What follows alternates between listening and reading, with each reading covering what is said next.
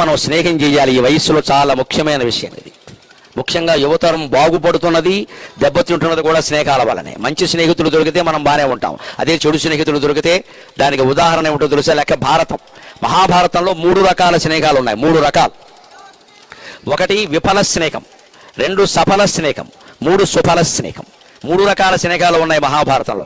మీలాగే చదువుకునేటప్పుడు కాలేజీలో మీరు అందరూ చదువుకున్నట్టే ద్రౌపదుడు ద్రోణుడు కలిసి చదువుకున్నారు చిన్నతనంలో. ద్రౌపదుడు అంటే ద్రౌపది తండ్రి, ద్రోణుడు సరే అశ్వత్థామ తండ్రి. ద్రౌపదుడు ద్రోణుడు కలిసి చదువుకున్నారు.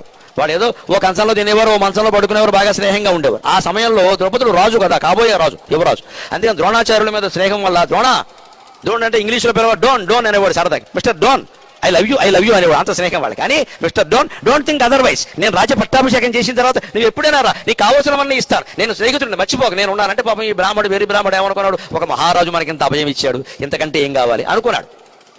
కానీ రాజులైనా రాజకీయ నాయకులైనా, పూర్వం రాజులైనా ఇప్పుడు రాజకీయ నాయకులైనా చేసే వాగ్దానాలు వేరు, చేసే పనులు వేరు. ఖచ్చితంగా అనేక రకాల అనుభవం అవుతుంది మనకి. ఎన్నికల ముందు చెప్పే మాటలు వేరు, ఎన్నికలు అయ్యాక చెప్పే మాటలు వేరు. రాత్రి చెప్పే మాటలు వేరు, పొగర చెప్పే మాటలు వేరు. మైకి ముందు చెప్పే మాటలు వేరు, తెర వెనకాల మాటలు వేరు. మాటలు నమ్మేయకూడదు వెంటనే, నమ్మినట్టు ఉండాలంతే. మనం నమ్మేయకూడదు వెంటనే.